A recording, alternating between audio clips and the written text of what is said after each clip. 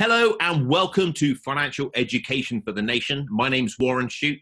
I'm here on this absolutely gorgeous day. It is absolutely beautiful. It's not too hot, not too cold. It's a Goldilocks summer's day with the Goldilocks man himself, the lovely Paul. Just right, the just right kind of guy. How are you, Paul? Good morning, Warren. Thank you for that very much. Maybe I should wait and see what question you got for me before I say you're the just right kind of guy. Now, you be careful, hey? We're going a bit more blind today. Well, I knew you'd be full of beans with the sun shining most of the week, and yeah, I knew you'd be happy. So let's see if I can keep you happy or not. It makes us feel good, doesn't it? In the money plan, I talk about the hour of power, the first hour of a day, investing in yourself. And I live the money plan. It's not something I created to write a book. It's something that I've done for 15 years at least, maybe more than that because my son's 14. And in the moment I'm out walking every morning. I get my dog. I've got a cockapoo called Monty. I jump and get him on the lead, get out, and I go walking. I actually walk now for an hour because it's so beautiful. And I was walking around, and one of the things that's important to me is I do the action steps, I do the reviews, I do the gratitudes, I journal them. And I was thinking about my gratitude, and I am so grateful for this weather and out walking. And I saw 3 people out this morning walking, in addition to myself. And I kind of thought, what a shame. All those people. It's free, guys. It costs nothing. The first hour of the morning is the most beautiful. If you can get up earlier than you normally do, just go to bed a bit earlier, switch off Love Island or whatever you're watching, go to bed earlier, get up a bit earlier. It is beautiful. It costs nothing, and it will give you a 100 times at least investment in yourself, and you'll feel good. Do that consistently through the summer. We've hopefully now got about 8 to 12 weeks of good weather. Am I jinxing it? I don't know. But we should have, a good 8 to 12 weeks of good weather. Summer holidays coming up, go and invest in yourself. Get out every morning and go and take yourself for an hour walk. You should be able to do about 5K, 6Ks in that time. So see how it goes.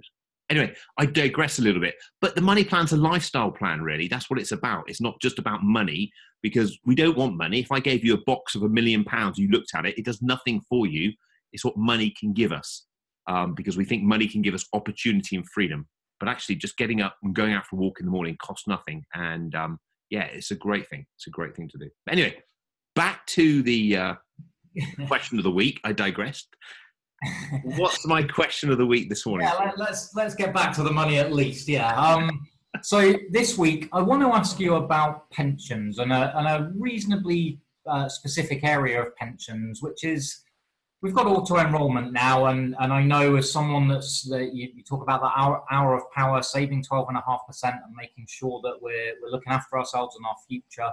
Yep. But that's fine for kind of the younger people coming through now. Because of auto enrollment, they've got at least something. The majority of people have got at least something that they're putting towards their future. But there are those of us that haven't grown up with that. And what if we're in our 30s, our 40s, and really we don't have much of a pension pot now? And maybe we're starting to worry about it, because I think pension awareness is greater now. Yeah, no, definitely. Absolutely. Okay, so I'm going to address your question, okay? But I feel that that's going to take us off on a tangent on how to plan for retirement for those people in their 40s and 50s kind of thing. I just want to cover off a couple of things on general auto enrollment and the contribution levels and things. First of all, I think it's about 8% at the moment.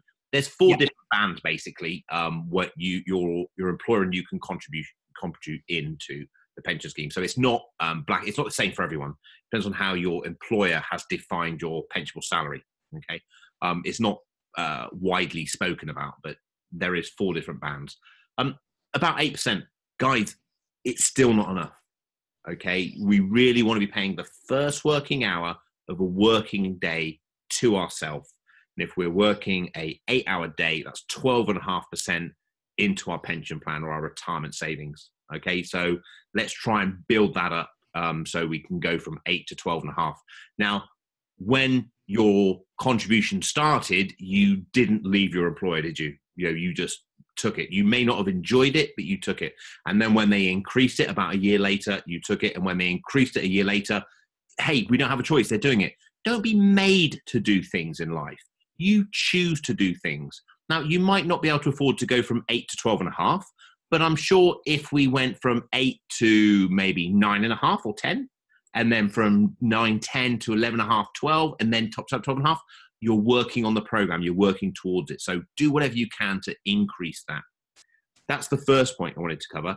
The second point I wanted to cover is, hey, that's all well and good if you are employed. You own your own company. It's unlikely. So many business owners I've met that have a workplace pension in place for their staff, but don't pay anything into their retirement scheme for themselves, because directors can be exempt from the scheme if they file for it. So if you're self-employed, if you're part of this gig economy, Uber drivers, for example, or just whatever, just any kind of self-employed. It's funny that Uber drivers come to my mind straight away more than any other sort of professional job sort of thing. But if you are part of the gig economy and you don't have access to an employer pension scheme, you need to take responsibility, guys. You need to do it yourself. It's so easy to put these things off because the word pension is boring, isn't it? Pension means old age, old people. But why don't we reframe it, say retirement savings or future savings or tax efficient savings, whatever it means, it doesn't matter. But what I want you to do is, if you run your own business, make yourself a promise. Make yourself a promise that you save at least the same as a workplace pension. So that's 8. Preferably, you're going to the 12.5%. And that's of your income. Okay, so you've got your turnover, you've got your business operating costs. So you might have your office rent, you might have your insurances and your staff costs, everything else, and you're left with your net profit. Whatever you pay from that net profit to yourself, then you should be saving at least 8. I'm going to really try and push you to go to 12.5. So 12.5% being the first working hour of a working day. Okay, so gig economy, self-employed individuals, directors of companies, hey, if your staff get it, then you should get it. Let's be fair to ourselves. So yeah, there are 2 things I wanted to tick off before we kind of progressed into the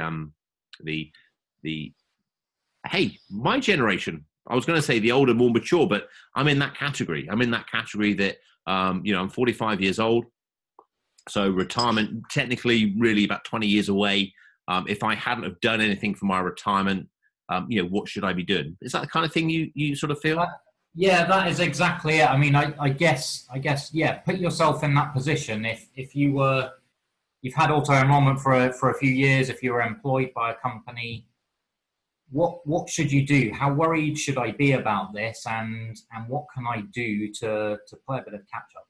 Sure. Okay. So our attention goes to what we focus on. Okay. So we move towards what we focus on. So we need to put our attention on things like step 1. What's our outcome? I know I keep coming back to the money plan, but it's because it's a system that works. But, before we start saying, I'm going to do a pension, well, actually, what is most important to me? So when do I want to retire?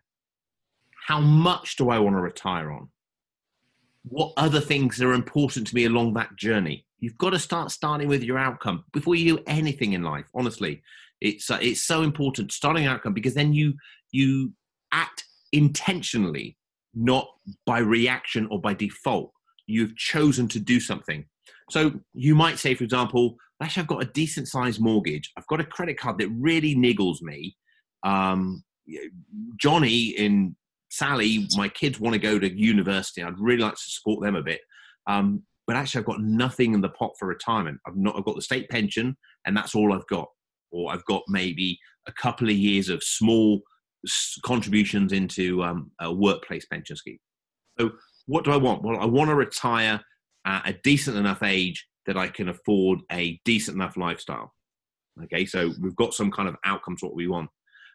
We then have to get financially well organized, because it is so difficult achieving things in life if you don't know where you are and where you want to go. You've really got to get yourself organized. Now, if you are not naturally an organized person, if you are naturally a creative person, hey, I salute you with that. That is fantastic. Those skills and attributes will hold you well through your journey. But you've still got to step up to the mark and say, what's coming in, what's going out, what do I own, and what do I owe? So we've got to get our income and expenditure. We've got to break down, am I getting all the income that I can? Have I gone on to the website called Entitled To and just typed in my details? Are there any benefits I can claim? Expenditure, personal expenditure here. Do I need this? Do I want this? Can I get a similar experience for less? Bringing your expenditure down to a bare minimum, honestly. Is cut as dry as you can. Paying yourself a weekly wham allowance for you. Do that every week on a Wednesday and sticking to that. Okay. Look at your assets. What assets? Let's get valuations on things. Let's get a valuation on the house if we own a house. If we have a workplace pension, let's get a valuation on that. What it does is it puts you almost like, it puts you in the top 20%. So many people don't do this. And there's something about feeling righteous, feeling right in saying that I've done the right thing. You know, I may not be where I want to be, but I'm on the right path. I'm making the right decisions. So getting valuations on everything, organizing things, and then looking at your assets, and then looking at your liabilities, mortgages, loans, credit cards, car finance, something everyone seems to want to forget. Looking at your debt, okay? And then saying, right, what's the first step? Well, the first step is to save £1,000. Make it a game. Summer holidays here. If you have children, why don't you do it as a team? Everyone's going to enjoy and benefit from it. Some little things you can do is get the task, allocate the £1,000 between family members, so they're each responsible for collecting or saving or generating a certain amount of the money. Putting a dish or a piggy bank, as it were, in the kitchen or a communal area where all the family go, and start saving into it, and record it, measure it, and have a prize or reward at the end, because we're human beings. We like to be recognized and rewarded. You know, from school days, we went through the whole schooling system. We got sort of laughed at or belated if we got something wrong. We got praise, house points, certificates, merits, wherever they might have been for you when we got things right. We want to be rewarded. So reward yourself and your family when you achieve these things. And the first outcome for you is to get £1,000. Now, I'm going to rush over them quickly because I know it's not going towards the retirement, but you've got to get your will done. You've got to get your power of attorneys done. Okay. I've said that, and there's lots of videos about them, but let's get those done. Go through the other foundations. Go through the other 5 foundations on the House of Wealth: life insurance, income protection, critical illness, medical insurance, and I've forgotten what general insurances as well. Just making sure that they're as low as you can. And then we get to the stage where we say, right, now we need to start making some progress. The 4th step in the money plan is to repay down debt. And the reason we pay down unsecured debt before we invest is because it builds security. It builds security. It frees up cash flow. Those monthly payments you're paying on unsecured debt could be redirected into your own investments. Now, some people will be saying, well, I don't pay any interest on mine. It's interest free. But when you transfer that balance, you're likely to pay a fee. And we don't know for certain how long that's going to go on for. And also, it builds self-confidence, and you're honoring a self-promise to pay that debt down. So my strategy, my belief, my encouragement, and something I've done for the last 24 years with my clients is repay your unsecured debt first. There's a spreadsheet on warrenshute.com. It's called the snowball effect. You can put all your balances in there. We start with the smallest balance first. We repay it. We celebrate a win. We pay the second smallest. We repay it. We celebrate a win. We're celebrating as we go along. And then once that's repaid, we should then be left with £1,000, preferably 3 to 6 months in your emergency cash, what you had previously, and some money left over. And it's how we allocate that money.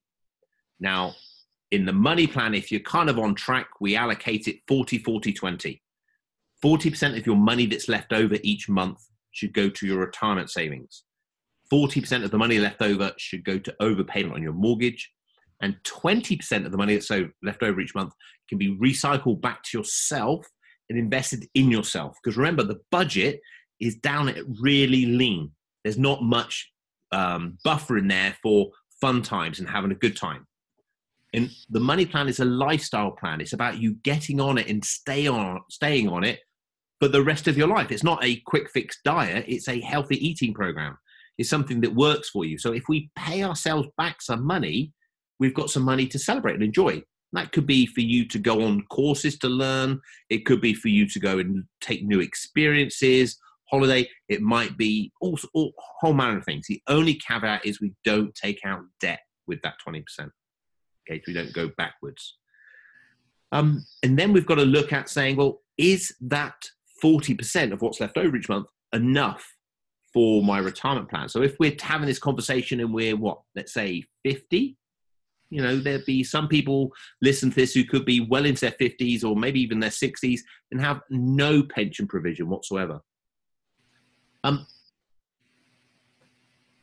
It really then comes down to a bit more tactical approach, if I'm honest.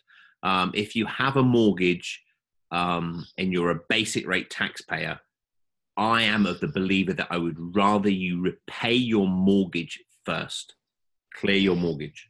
I think that will give you an element of security and comfort. If you're a higher rate taxpayer, so if you're a 40% taxpayer, that means you earn over £50,000 a year or more. There is a good argument to say, well, I will pension at least the 40% of my income, because that's anything over £50,000 because that's being taxed at 40%. So it becomes a bit more sort of tactical, I guess, in the approach when you're in your latter years.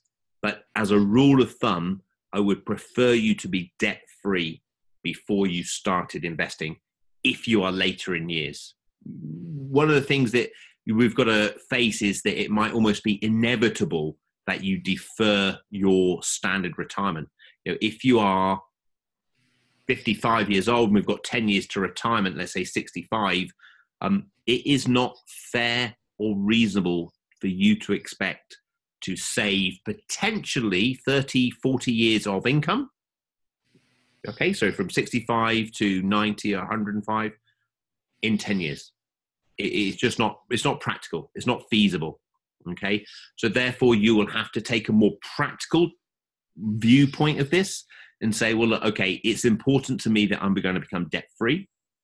It's important to me that I start investing, and I'm willing to postpone or defer my retirement out of necessity, not necessarily through choice. And therefore, out of the money that's left over each month from your budget, it has to be at least 12.5%, but preferably more. You might allocate it 50-50. You might put 50% of that money into retirement plan and 50% of that money into your overpayment on your mortgage. Okay, so that as a rule of thumb, talking it through, that might be a simple takeaway for all listeners, because the other one was a bit more specific to the individuals. All listeners might sort of say, well, okay, look, if I'm a late starter, and I think I covered this actually in the money plan. If I'm a late starter, rather than allocating the money 40-40-20, I might actually say, okay, I appreciate I need to put make up time. I'm just going to allocate that money 50-50, 50% onto the mortgage, 50% into my retirement savings pot, and take the caveat that I'm likely to defer my retirement because it's a necessity. But remember, guys, and I had this conversation the other day with a client, working gives us a lot more than just money. Working gives us a lot more than just money. If you are in a job that you completely hate, I understand you're going to want to get out, okay? There is an advantage of just, spending time with people that you enjoy, but working gives a lot of contribution, gives us mental stimulation. It keeps us active physically. So don't be in such a rush to sort of quit the job, particularly if you've got a job that you quite like. Okay. And if you don't, then possibly consider during your retirement years to reskill, retrain, and do something else. This is a really, really, really common things in the States. In the UK, it's changing, but we have the mentality of 65, 60 for ladies, we'll stop working. In the States, there is more of a mentality to keeping active and working a lot more during your retirement years. And that's because financially, they can't afford not to with healthcare and things. So how does that, have I kind of answered I've done a lot of talking there, Paul, but is that kind of answered your question? You have, yeah, just letting you go there, yeah. I guess then, how do we do it? So that's kind of the theory. What about the practical? How do I, let's suppose I've got myself financially organized, I've got a snowball, I've got my 12.5%, and okay, 40% mortgage, 40% future, 20% back to me. Yeah. What do I do with that 40% on pension and retirement planning? How do I go about doing that? Okay, so first place to look for virtually everyone will be your workplace pension. So if you're employed, the best place for virtually everyone will be putting it into your workplace pension. If you don't have access to a workplace pension, then you need to set up an arrangement yourself. If you've got an existing arrangement, you can look at that. Alternatively, go to lexo.co.uk, lexo.co.uk. That's my online investment platform, and there'll be pensions on there that you can choose. But to be fair, what you're looking for is a pension scheme that has fair charges. Okay, every pension is going to have a charge. You're looking at about 1% or 0% going in, and you're looking at total costs of no more than say 1.5, 1.4, something like that. So some pension schemes, some people out there charge 5% going in, and the total running cost can be over 2.5%. So that's why I say, obviously, that's eroding into your income in retirement. So if you can get virtually nothing going in, 1% maybe, zero going in. If you're getting advice, you see that there's a cost to that advice, so you're going to have to pay for it somewhere. But if you're doing it online, Lexo has nothing going in, zero, because there's no advice attached to it. And I think annually it runs at around about 0.6, 0.7, depends on the portfolio you're in.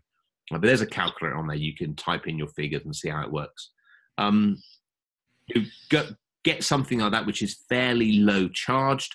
Now, once the contributions are going in, we really need to look at the investment allocation and see how that money is invested. Because the closer we get to our access age, the when we can actually stop working, more cautious we need to be, really. But we also need to look at our tolerance for loss. In other words, if the stock market does a retracement, so if the stock market pulls back, how are we going to feel? Are we going to feel that, oh my God, that was a mistake, I shouldn't have done that, I've overexposed myself? So you really need to take this bit of seriously. There is a profile on my site that you can have a look at as well, and on Lexo, and that will help you make that decision. But typically 100% stock market will retrace about 50%. So 50% stock market will trace about 25%. So you can kind of take those as a rule of thumb. But as we get closer to our retirement date, and some of you that might be 75, you want to be more cautious. And I know from previous conversations, you've got a bit of a rule of thumb formula for how much of our pension we might typically look to have in the stock market, how we allocate that. Yeah, so depending on your age, it's 100 minus your age. So if you're in your 20s, 100 minus 20, you have about 80% of the money allocated to the stock market. But of course, if we're 80, we do 100 minus 80, we have about 20% allocated to the stock market. Because we still need money allocated to the stock market even now. I was listening to something from Warren Buffett the other day. He must be about 85 years old. Now, admittedly, he's worth probably 85 billion as well. But he still invests heavily in the stock market because it rewards the investor. It rewards the investor. But so in our case, then, if we're in our 40s and we're starting late and we're a bit worried about it, where do you stand on maybe stretching that rule a little bit? So on that rule, we'd have maybe 60% exposure to the stock market. But you know what? I'm a human being and I want to play catch up, and maybe I'm going to push that from 60 to 70 or 80. Is that bad? You've got to ask yourself the question, when it retraces, because it will retrace, how are you going to feel? Okay. So remember, 100% stock market, your money will retrace, fall basically 50%. So you've got £100,000 in there, it goes down to £50,000. How are you feeling? You really got to be honest with yourself. 60% in stock market, it's going to retrace about 30%. How are you going to feel? That 100,000 has gone down to 70. It's easier to answer that intellectually than it is emotionally. And when you see it, as in the financial crisis, 2007, 2008, and the dot-com correction, 2009, 2000, it's different. It is different. So you've got to be honest with yourself, and only you can answer that. And that's the biggest time we spend with my clients. So what if then, and I'm throwing some scenarios out here, but what if I think, okay, you know what? I understand. I've listened to Warren. He's consistently, and you're very, very consistent about this, said at some point during your investment lifetime, the market's going to fall potentially 50%, looking back on history on the big pullbacks that we've had. What if I think, okay, I appreciate that, but I've got to play some catch up and I'm in it for the long term? Because again, I've listened to Warren and he's always told me investment is a long term thing. Yeah. 5 years minimum, preferably 7 or more. Well, I'm looking at 20 more years until I'm 65 and into my retirement. So, you know what? I'm going to take a bit more of a risk with this because I want to play catch up a little bit. And I understand that in the next few years it may fall 50%, but I'm confident that in the following 15 years, it's going to make it up again. Brilliant. Is that stupid thinking? Is it okay? No, that's great thinking. That's great thinking. When investing, time is your friend. And when we're certainly looking 10 years or more, brilliant. When we start getting into 7, let's pay a bit more attention. 5, actually, guys, now is and that really comes from how long it takes actually to go down. It takes about 2-3 years to go down, and it takes about 2-3 years to come up. 2007, 2008 was a bit different because everyone around the world pumped money into the economy. And in last week's Money Planner, I gave a link to a podcast which spoke about it, which was really fascinating. So if you haven't seen that, log in, have a look. But it was really, really good. But yeah, the 5 years comes from it taking about 2-3 years to go down, 2-3 years come back up. So you're pretty much break even again. But your view there, your argument, your point is absolutely valid. If you're playing catch up, you want to take more risk. Definitely. When we do pensions for our clients' grandchildren, 100% stock market virtually every single time. Because the grandkids are 2, 3, 4, 5 years old. And they're not going to access the money till they're 60 plus years old. So, we want to I'd be negligent not to. We want to take as much risk as we can. Yeah, but would you caveat that though with if you are naturally even if you're playing catch up, if you're naturally very risk averse and very cautious, that's not the thing to do. The test is, how do you feel when it falls 50%? Not if, but when. And what is your rule? Have an investment philosophy. In one of my books is going to be all on about investing. But have an investment philosophy. This is what my program is. I'm going to invest this amount of money in this portfolio for this number of years. When the market falls this much, I will do this. Nothing. In fact, I could probably do a template and put it up on the website, and people can just fill in the blanks. Because and just finally, just covering that, you've said that before. If you set those parameters, this amount of money, this length of time, this fund, this is what I'm going to do. You stick to them. You don't. The market falls, the headlines start blaring away. You just sit tight and stick with it. Absolutely, yeah, definitely. Just stick tight to it. Don't deviate from your plan. Have check-ins in revaluation dates and stuff when you're going to take different actions, but don't deviate off the piece. I think that's been a good one today. It's been good. You enjoy that? Yeah, it was good. Yeah. Good. Hey, if you like the Money Planner, if you like watching on YouTube, if you like listening to the podcast, please, if you're in the London area on Wednesday, the 31st of July, come and see me live. I'm speaking at the Yes Group meeting, and it is at the Holly Inn, Bloomsbury, I believe. Message me if you want to know more. I'm going to put it all over social media anyway. Wednesday, the 31st of July. It's in the evening. I think it kicks off around about 6 or 7 o'clock. Everyone's welcome. There's a small charge on the entrance fee, but it is small, and there's some great speakers, and I've got a key spot there. And I'll go through the whole 5 steps, and I promise you'll learn something, and it'll be fun. And if you listen to me, please come up and say hi. I'd love to meet you face to face.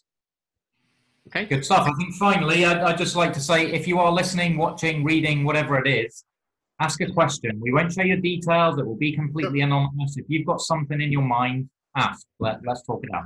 Yeah, great. Brilliant. Take care, Paul. See you.